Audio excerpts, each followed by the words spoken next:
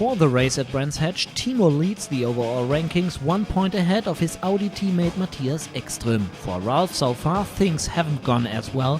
He only managed to collect points for the driver rankings from his home race at the Nürburgring and the Norris Ring. Timo is the secret winner at the 7th DTM race of the season at Brands Hatch in England. Timo comes in a convincing second behind Mercedes-Benz driver Paul di Resta, further increasing his lead in the drivers' ranking.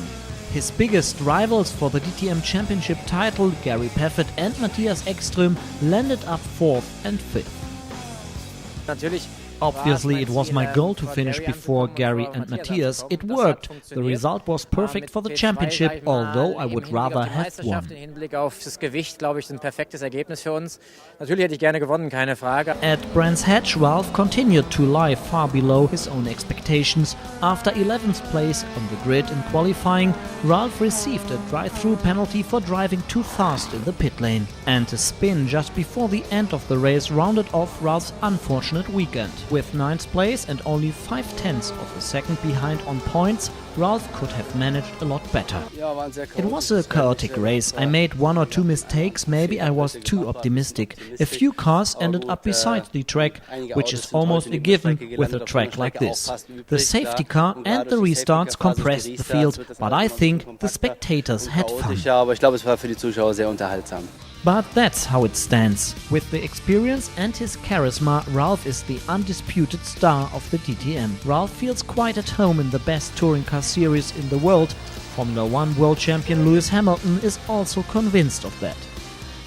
And Ralf's former colleagues have noticed it too. I find him today, I haven't seen him for many years, but I find him very relaxed. Far more relaxed than the pressure of Formula 1 he had to take. I can't make any comment about his driving. I don't know the quality of his car.